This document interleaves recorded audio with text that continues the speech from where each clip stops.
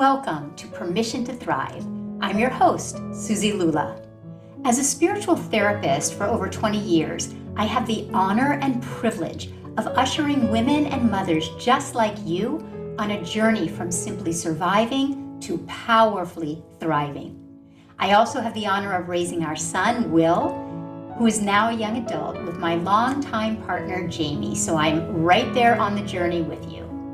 Consider this your personal sanctuary, your space to meet your heart, embrace your messy, and come home to your most authentic, extraordinary self.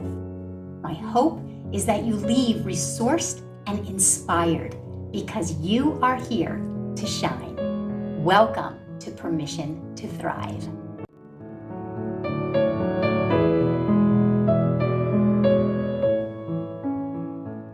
Hi and welcome everyone. I'm so delighted to introduce you all to my friend and esteemed colleague, Maureen Spielman, who I know that you are going to love. So a little bit about Maureen.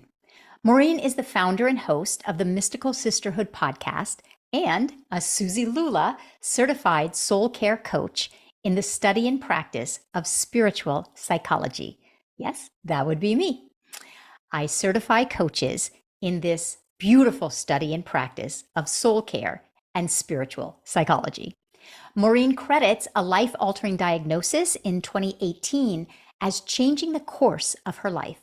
At that time, she delved into a wide array of healing modalities, opened herself to a new line of work, and committed to understanding herself in connected and compassionate ways. She went on to pursue a variety of coaching programs, and she is certified as a Duke Integrative Health Coach. She is also certified as one of Dr. Shefali's conscious parenting coaches, and again, as a Suzi Lula certified soul care coach in the practice of spiritual psychology. And in this episode, Maureen and I talk about how you are meant to thrive and shine in your own life and the practices that assist her to thrive in her own life. She shares how her life-threatening diagnosis was an awakener in her life and how she urges us not to wait for something so intense to give ourselves permission to thrive in our own lives, how to connect with what we truly need in our life to thrive, and then how to give that to ourselves. She also talks about the power of repairing in relationships to create the true intimacy and deep connection that we're all craving. And we talk about how the practice of self-love and self-compassion can alter the trajectory of your life today. So sit back, relax. This is your sacred time and space. I hope that you will gain so much from this really authentic, rich, and connected conversation. Enjoy. So welcome, Maureen. I have formally introduced you to everyone, but I'm very excited to begin to introduce everyone not only to my soul care coaches, of which you are a bright, bright one, but you are so authentic and real, and you are so committed to your own personal growth and evolution that I just know everyone listening is going to receive so much from our conversation about healing and transformation. So welcome. Yeah, thanks, Suzi. I'm so honored and thrilled to be here with you. I'm excited for our conversation. So am I.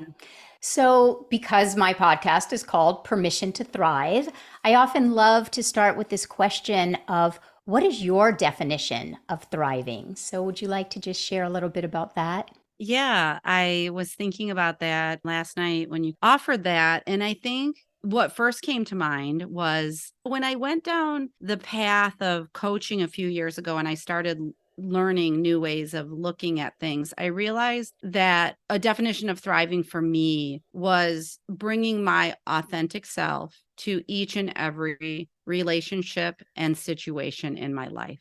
Mm.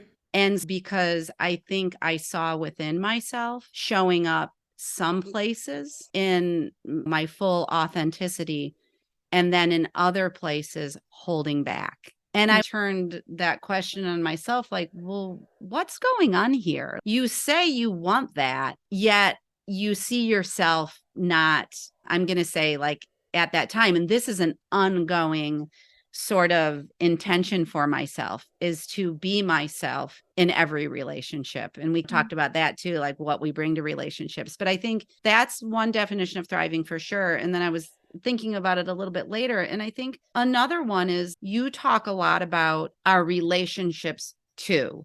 Like, I love listening to you teach, because you'll say, okay, your relationship to money, your relationship to maybe your partner, your relationship to your body. And I think thriving has something to do with feeling aligned within my relationship to all those things. And aligned is a broad word, but I still have places where I can be hard on my body, let's say.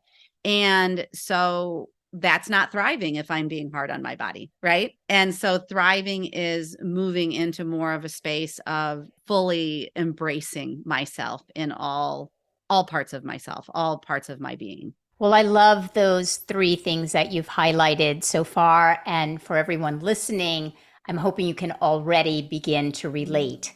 I think it's so interesting that when I was introducing you, one of the qualities that I used was authenticity, because in my experience of you is that you are very authentic. And when you aren't, you have that consciousness of seeking to be real and authentic. And I think when you're speaking of a definition of thriving, to me, it's very empowering to think, oh, one of the definitions of thriving is when I can be my most authentic self, be that with my own body, be that with my spouse or partner, my children, my coworkers, my friends.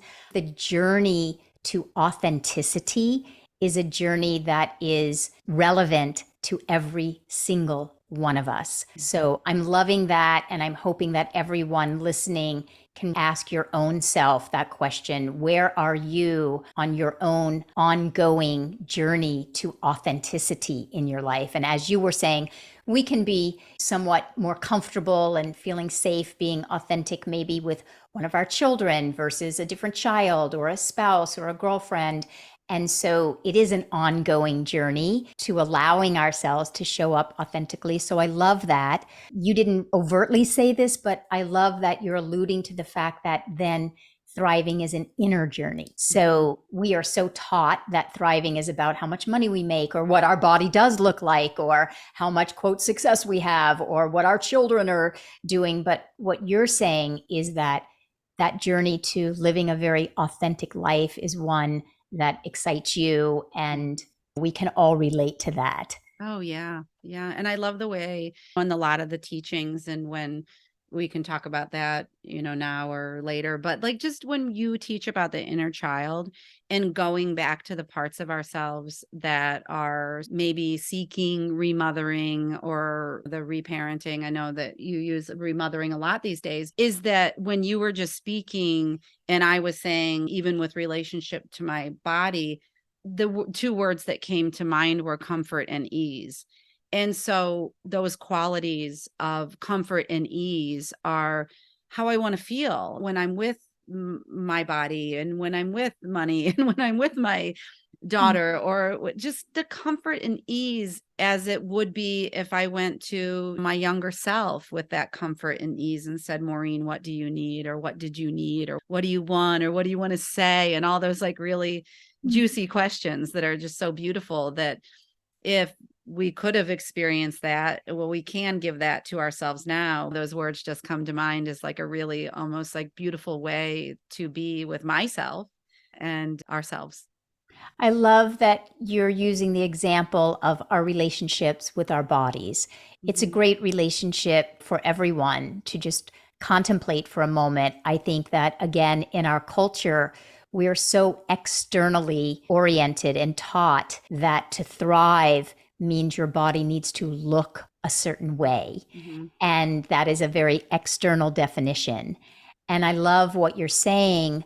You're going back to the internal, that it's possible for all of us to thrive in our relationships with our bodies when we think of what are the qualities that would have you feel connected, and the ones you used, like comfortable. What was the other word that you said? Just ease. It just feels Ease, ease. Yeah. comfortable and at ease. And that might sound so simplistic listening, but how many of us are really comfortable and at ease when Mhm. we're thinking about our bodies? I know I'll just speak for my own self. I've had a lot of body shame and Mhm. body issues and body judgment. And I think, oh my gosh, it's impossible to Mhm. thrive and judge ourselves at the same Yeah. time. Mhm. So when you're speaking about comfort and ease, that will induce the inner experience of thriving when we feel comfortable, when we feel easy with our bodies, because what that's implying is that we're not judging our bodies. And so Mm. then what I'm hearing you say is that often this switch happens when we're much younger.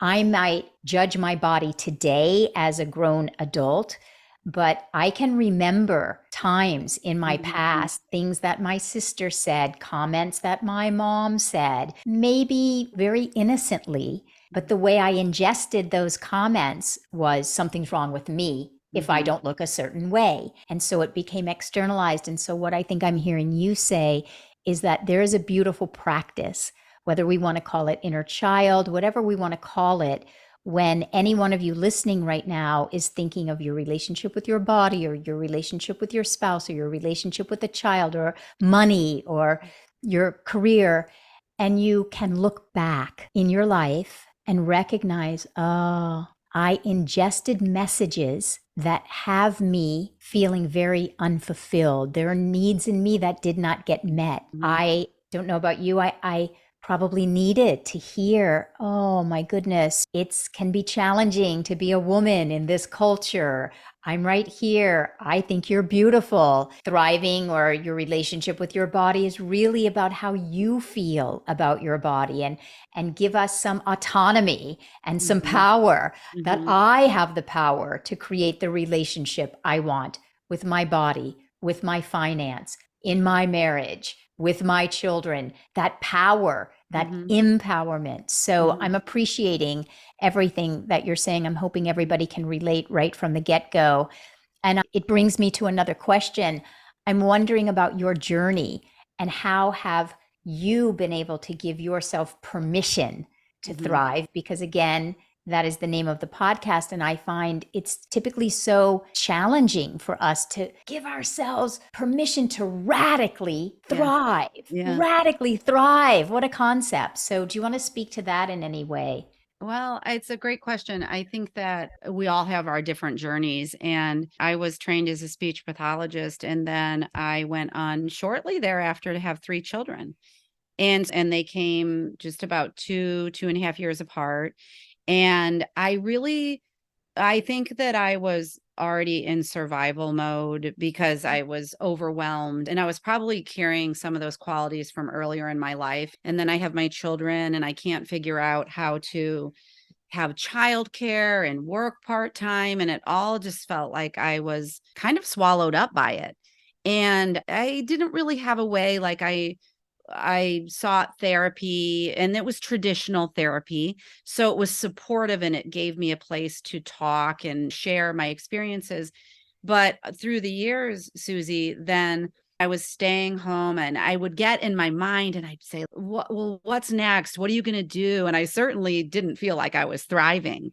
And, without going into it too much, 5 years ago, I had a life changing diagnosis.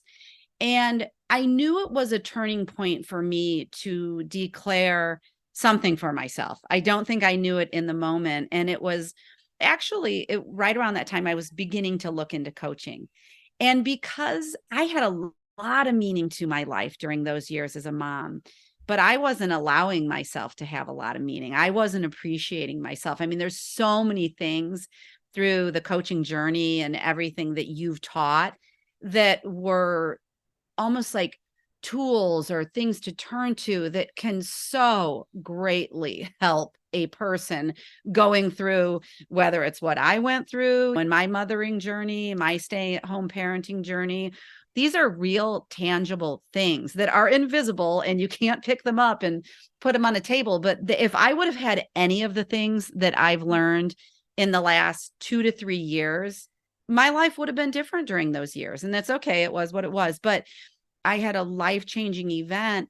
And isn't it interesting that sometimes we wait until we have those really big things, or it doesn't have to be what I went through, but something crashes. And then part of me is, wait a minute. Okay, give yourself some permission here. And I wouldn't have named it permission, but I think that something started to wake up inside me. And I started to pay attention to, oh, maybe, again, I didn't use this language at first. Maybe you have some unmet needs underneath there. And it was the beginning of, I think, my permission started showing up in, maybe you want to follow this career. Maybe there's something for Maureen, like where she's felt like, at least whether it was true or not, she felt like she gave 1,000% and got nothing. It was a little bit of my life falling apart to say, oh, now you can have permission. And if I would say anything, it's don't wait, start now. No matter where you are, we all deserve to give ourselves permission to bloom and thrive and open in all those beautiful blossoming ways. I love so much what you're saying, because I desperately want for anyone on this planet to thrive in their lives and to know that it's possible from the inside out. And so I'll start with the last thing you said. When I hear you say, don't wait for a life-threatening diagnosis or a financial crash or something crumbling, while I so appreciate what you're saying, that very thing in your life, you received a pretty dramatic health diagnosis, and you used that for good for you. That became an awakener for you to give yourself permission to thrive. And so how beautiful that you used that. And you're saying to everyone listening, please don't wait until something comes crashing down. And I believe that the universe is always communicating to us, whispering to us. Our bodies, our emotions, our minds, our spirits, our hearts are always speaking to us. There's always communication coming to us if we will but listen. And so I think it goes back to this cultural indoctrination that we've all had, especially as women. Do all things for all other people first. Be all things for all other people. Put yourself last on the list. As you were saying, you had 3 very young children and you felt very overwhelmed. You were simply surviving because you felt like you were doing and being all things for all other people and getting not much in return. You didn't experience soul satisfaction, that rich inner quality of life, that reciprocal quality of life. And so again, everyone listening, there's something in your life that perhaps you're relating to that isn't what Maureen's life looked like, but there's something in your life that's shouting out to you or whispering to you. Give yourself this permission. Put yourself at the center of your life. Take care of yourself first so that you have the life force and the bandwidth and you're blossoming and you have more than enough to give to those around you. Deeply love what you're saying. So beautiful. Yeah, I love the way that you're just encompassing that. And I love that part of it too, that even through the pain that we can look back at our lives and see. I think that I know that I was carrying stuff from my childhood into my parenting experience, for me taking full responsibility of that. But just having those parts in my life, when I started having kids, and I had a friend in town and she runs a therapy clinic, and they call their parenting smart love. And it was all about a new way of parenting versus the disciplinary that I grew up with. I think it's really cool to look at ourselves through the years and see, oh, you're listening, like you begin to wake up and you can see where you did it, but maybe didn't necessarily have the tools yet. And I do love the podcast medium because even your voice and what you're able to share through it, it can become exponential. And I think the way that your community and soul care community teaches people or guides people to get in touch with themselves and begin to consider, like you're saying, and oh my gosh, you can put yourself first. And oh my gosh, when women say, and even men, what are you talking about? What needs? I don't even know that language. I think there's a lot in soul care and in this coaching modality that puts words and language to things that people don't, we think we know how to language them, but we don't. And it gives it a beautiful framework. And yeah, I'll just stop right there. Yeah. And I think what you're saying, we work in the modality of spiritual psychology. And I love putting those two words together, spirituality that is so all encompassing from nature to our nature, spirituality, the heart, wisdom, the soul, and psychology, the study of the psyche, the study of the soul, the study of the mind, the study of the emotions. And so this study of spiritual psychology and the practice of spiritual psychology is learning how to look at our life more holistically. And so, for instance, we were talking about pain as a portal to healing and awakening and permission to thriving. The soul of us, the wise part of us, the highest part of us, doesn't look at pain and resist it. It doesn't look at pain and think we need to run from it, although culture has taught the psychological part of us to run from pain. Yeah. But the soul part of us says, oh, this pain has something to teach me. And so when we learn to connect with ourselves as a soul versus only a human being with our human experiences, it provides us such a larger context of freedom and empowerment and power to expand our life perspective, right? And we learn to embrace those uncomfortable emotions. And to your point, I will say that almost to the person, when I work with clients, and maybe not all of you can relate, but maybe some of you can, almost to the person, when I start asking, what do you need? Most women will say to me, and men I will say as well, because we are so taught culturally to ignore our needs. And most people will first say to me, I don't even know what I need. Yeah. I'm not even in touch with what I need. And secondly, if I was to be in touch with what I need, I do not know that today I would have the courage to give myself permission to fulfill those needs because it would feel so dang selfish. And so I think as a starting point for everyone listening, what you've said, Maureen, is that typically, if you think about your current life right now, one of the things that gets in the way of truly thriving and blossoming and living full out are these things that have happened in our childhood that we are now experiencing in our adulthood.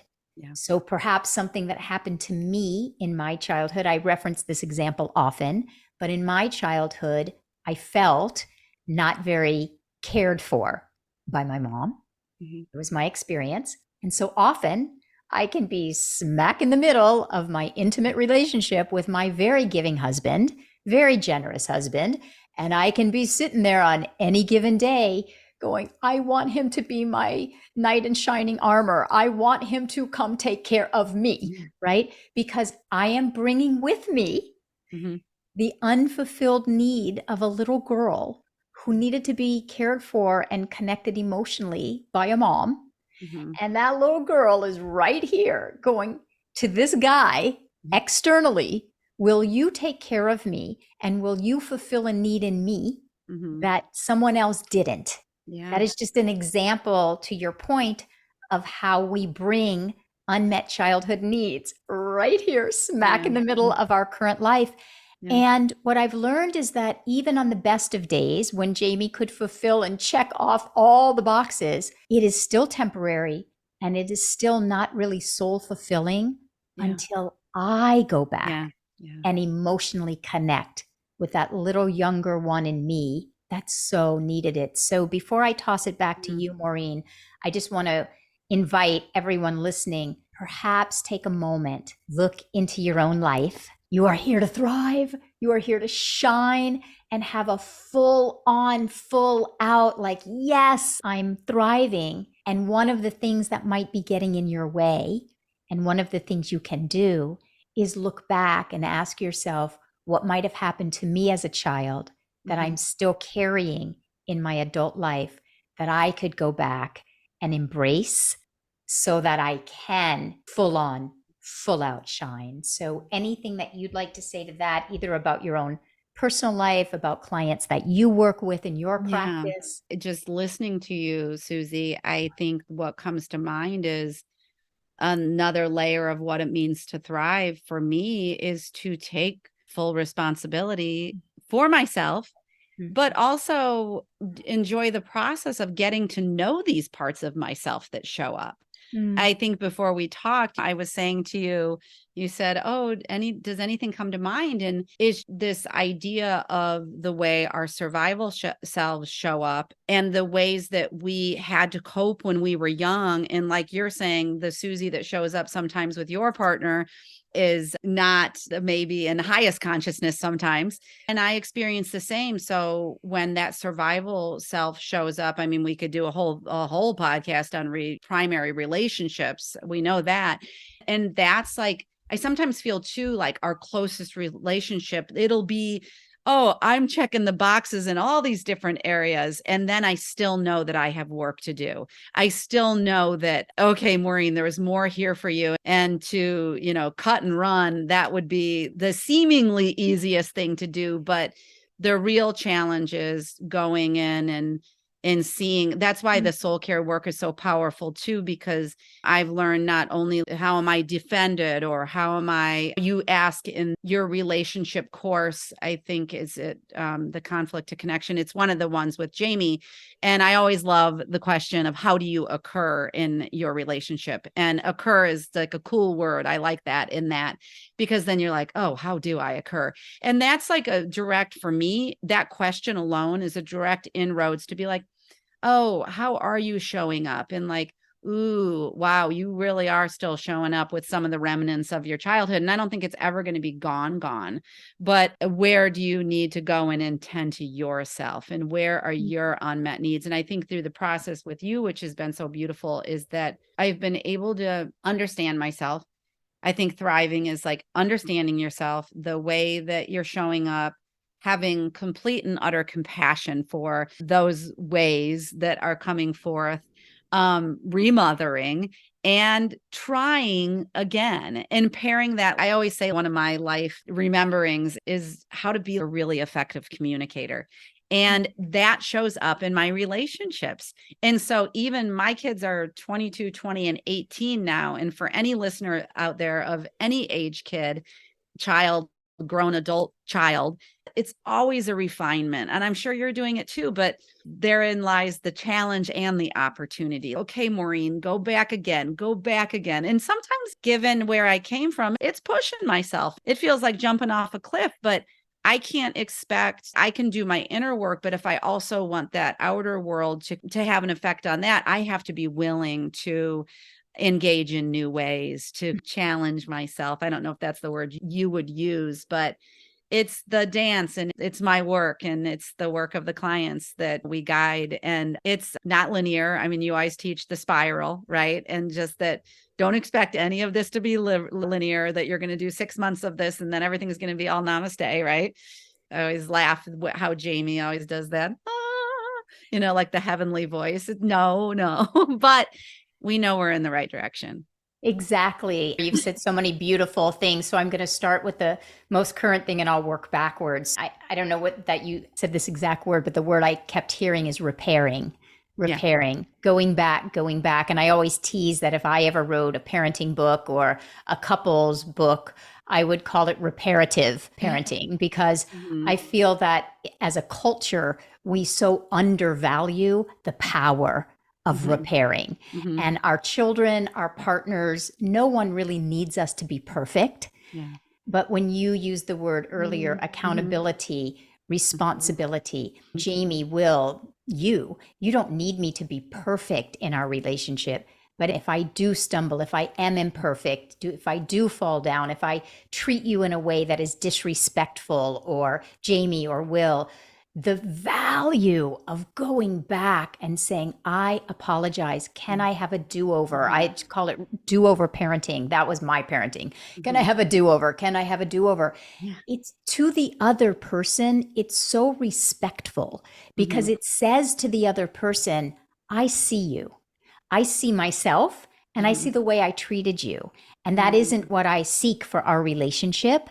And I'm seeking to do it differently. And I see you and I value you and I value our relationship. So it is so honoring to another person to experience the repairing process. So I wanted to highlight that because it's something that we do talk a lot about in soul care and spiritual psychology, which is the power that culture does not teach us.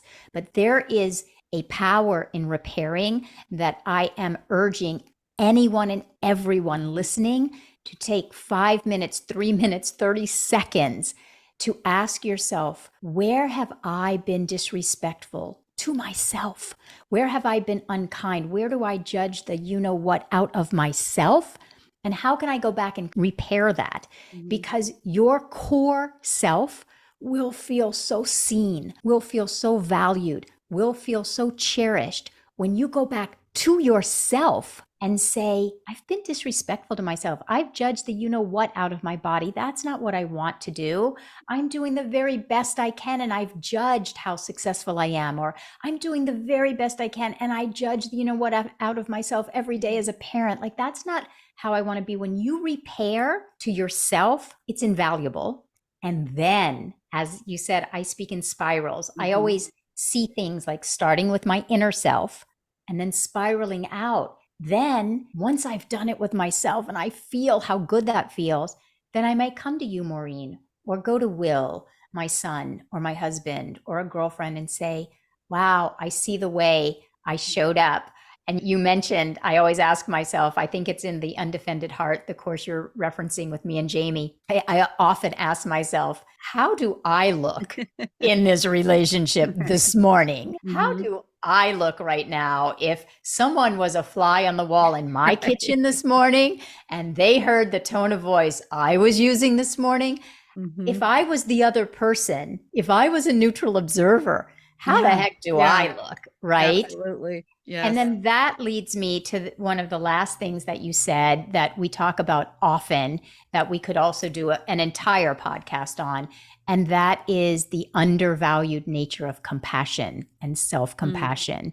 And again, most people starting clients, students, and we'll talk about compassion. Everyone has heard the phrase self-love, self-compassion, self-care. It's also overused.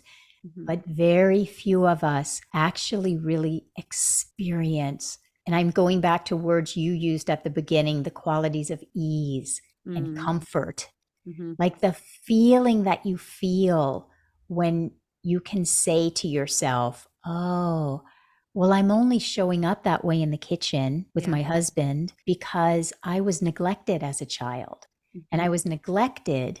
And so it's so understandable that I would then be really wishing he would rise to the occasion.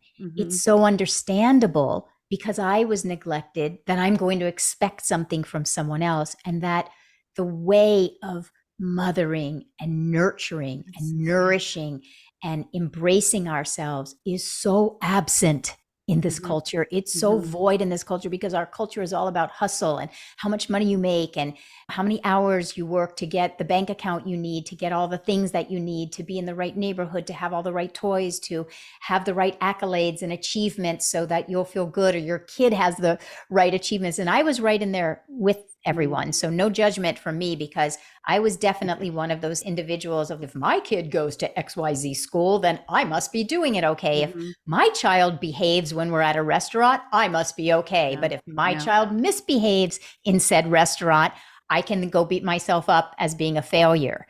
So this idea of the power of self-compassion, we just could have 5 episodes on self-compassion, but I appreciate you referencing it.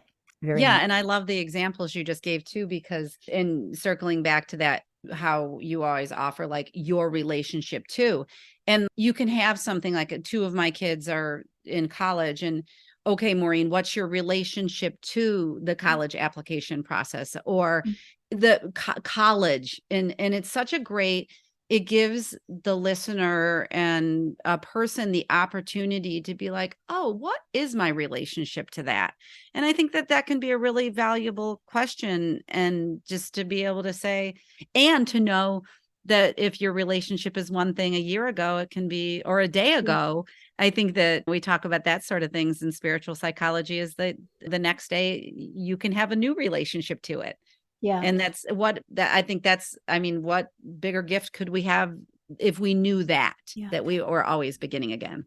Exactly. And what you're speaking of is self-awareness. Oh, what is my relationship? So I'll jump on your example. You just happened to use the college application process.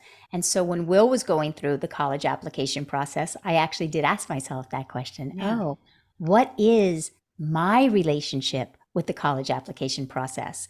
And my answer was extremely anxious.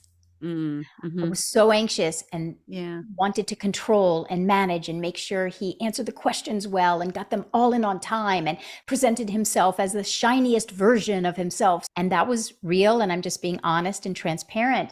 And when I was going through that process, what I realized, circling back to self compassion, is Mm-hmm. I had so much compassion for myself because my own college application process and time in my life was fraught with so much anxiety Yeah. and parental expectation. And Mm-hmm. I felt so much pressure in my own life. And so I literally went and stayed at a girlfriend's house Mm-hmm. for a little bit just to give myself some actual physical space and to give Will some actual physical space away from me. And so that's not always possible for people to just pack up and go leave your house. Right. But I Yeah. say that intentionally Mm-hmm. because I think it's often very powerful to give ourselves some psychic, some Mm-hmm. mental, some Mm-hmm. emotional, spiritual, and sometimes physical space Yeah. so that I align, so that I could come back to be the mom I wanted to be, which was supportive and allowing him his own process and to either fall down or to shine or whatever it was that he needed and to be supportive of his process. So Yeah. I'm Beautiful. appreciating the question that you're speaking that brings us to self-awareness. Mm-hmm. And we literally have the power. I had the power to, it took me a minute to Mm-hmm. transform. I mean, it didn't happen in an hour for sure, Mm-hmm. but I will say that I am a different individual now than I was during that. So again, anyone listening, I'm hoping that you could find an example in your life that perhaps you're going through now that you could reconnect with a place inside of you that needs something, and you could connect with that place in a kind, loving, compassionate way. And then you could see that the possibility for yourself is to be completely expanded and rich and full inside. Yeah. Yeah. What a, So yeah. so clearly we could speak all day, and there are many episodes that we could come back and do out of this episode.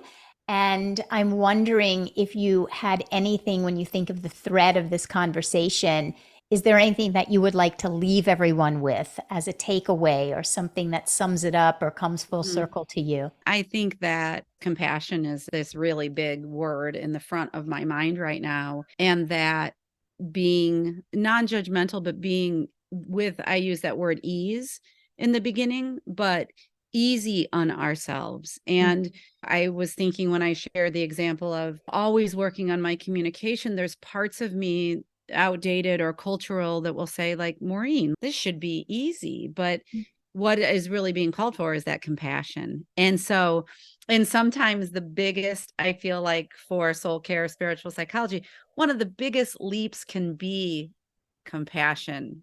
Could that really be a thing? But stay with it and stay with the offerings that were made today in terms of just coming back to yourself, creating the inner dialogue, coming with compassion and curiosity, and just almost like magically, invisibly, one day you wake up and you understand what that means, what Suzi is saying about giving yourself compassion. And it's not always the first thing that I even go to. My daughter said to me the other day, Mom, my thing was I was supposed to be the poster child for mental health. And I said, listen, we all forget and then we remember. We have to remind ourselves. We have to remind one another so that we're just on this journey together. And compassion is that just such the beautiful quality that I'm always reminding myself to bring again and again. I love that so much. It absolutely comes full circle because at the beginning we were saying we can't truly thrive internally and judge ourselves at the same time. Yeah. And the same could be said for compassion. We can't experience self-compassion and self-judgment at the same time. When you begin to realize and become aware, oh, I'm judging myself. I'm being so hard on myself. I'm being so critical of myself. Then to come full circle to what we've been speaking of, self-judgment is a byproduct of unmet childhood needs. We were criticized, so we internalized criticizing ourselves. We felt judged, so we internalized judging ourselves. We did not experience compassion, so we have not experienced an internal compassionate mothering voice. That's why I spend so much time on giving us phrases. And there's that phrase, it's the tone that makes the music. It can be something as simple as the tone that you would say to yourself, oh, honey, of course you're judging your body. You were body shamed when you were 13. Of course you're still judging your body, and learning how powerfully healing compassion is. So if there is, I think, one takeaway we're offering everyone, can we each and all commit to being a little kinder, a little gentler, a little more compassionate, a little more forgiving to ourselves this week, and just experiment with when you soften internally, and as Maureen is saying, when you're easy on yourself internally, do you then find yourself wanting to be easier on your child, easier on your husband, easier on someone in your external world because you have taken on being easier on yourself? So I'm going to take that challenge this week. And I would love everyone to join me and let us know in the comments. Go back on Instagram and on the comments. I'd love to hear everyone's experience with being kinder and gentler with yourselves. And I want to just say, commit to your own thriving for the listeners. And if you're already in community with us, then you're doing that. But if you're attracted to it, we are a community of people who support each other's thriving. And that's a really powerful thing too. And I think that to go back to where we started is I committed to myself. I didn't know how the heck it was going to play out, but I started to make the commitment to myself. And then that I sometimes hear that as long as set the intention and you don't know how it's going to happen, but the community is so powerful, and having community to hold you is just, and even if it's just listening to this podcast, it's a very powerful place to be. Absolutely. And I must say, please, anyone listening who's interested, please join us.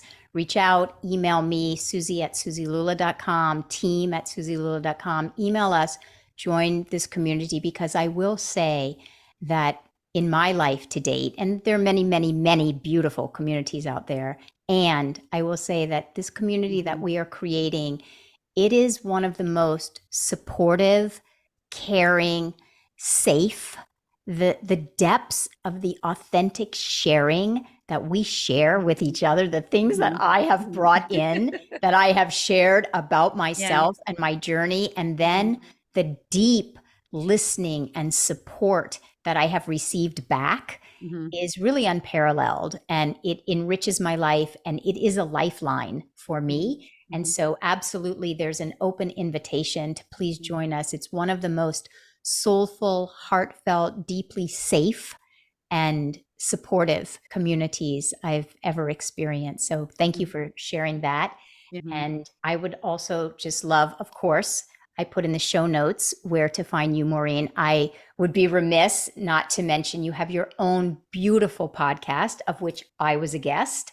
And another one of our soul care colleagues, Joe Argazzi, was just a guest. And it's called Mystical Sisterhood. And I love that name, and it's perfect for you. So that's one place that we can all find you, Maureen, wherever you listen to your podcast. And if anyone is resonating with your quality, Maureen, of authenticity and deep compassion and connection, reach out to your website if you'd like to work with Maureen. Any other things that you'd like to mention where people can find you? No, you had them all, and they'll be in the show notes. And thank you so much for that. Thank you so much. Thank you so much. And many more conversations to come between us, Maureen. Yeah. Thank you so much. Yeah. Oh, my pleasure. Thank you so much for being here. And I know everyone is having many takeaways because of it. Hi, my name is Maureen Spielman. I'm a certified soul care coach, and I wanted to take a moment to just talk about why soul care certification has such a special place in my heart and in the work that I do. Suzi Lula is a master teacher, and really in the certification process, she just brings in such qualities of safety and trust that is instilled within the relationship we have with her as a teacher, but it also with our fellow students. And it just forms a really safe place to learn, it's a critical aspect that is often overlooked. And so, that being the foundational piece, then we begin to learn the spiritual psychology principles and really the principles around that spiral of transformation, which are taught step by step, segment by segment, and experience by experience. So Suzi does so much teaching around experiential processes or guided processes, which I kind of see as a way to help both ourselves and our clients integrate their experiences of their past to understand them for their present. And it's very powerful. And so many examples were given within the soul care certification and the ongoing mastery for direct client work and what this looks like and how this plays out in people's lives, that I couldn't just recommend it more highly. Oh, I so hope that you are leaving with many takeaways from this conversation with Maureen.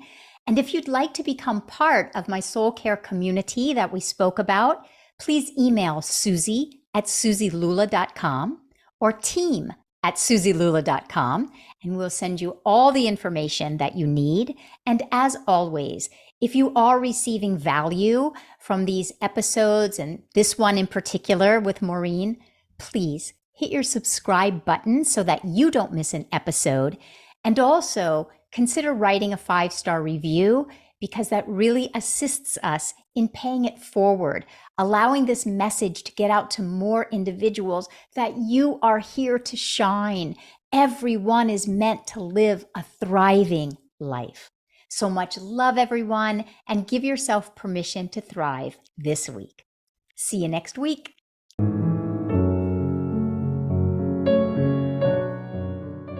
Thank you so much for listening. If there was something in this conversation that spoke to you, we'd so appreciate it if you would take the time to subscribe, leave a 5-star review, and share this episode with women and mothers you know, because you are here to thrive. See you next time.